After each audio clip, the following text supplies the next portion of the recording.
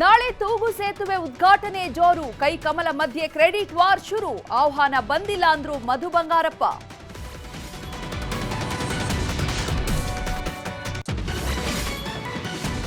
ಕುಡಿತದ ದಾಸನಾಗಿದ್ದ ಗಂಡ, ವಿಕಲಾಂಗನ ಜೊತೆ ಬೆಳೆದಿತ್ತು ಪತ್ನಿಯ ಸಂಗ. ಸೆರಗಲ್ಲೇ ಸಂಚು ರೂಪಿಸಿದವಳು ಗಂಡನಿಗೆ ಕಟ್ಟಿದ್ಲು ಚಟ್ಟ. ಒಂದೇ ಕ್ಷಣದಲ್ಲಿ ಹೋಯ್ತು ಜೀವ, ಎದೆ ನಡುಗಿಸುತ್ತೆ ಅಪಘಾತದ ದೃಶ್ಯ. ಅತ್ತ ಮೈಸೂರಿಗೆ ಹೊರಟ ಮೂವರು ದುರಂತಾಂತ್ಯ.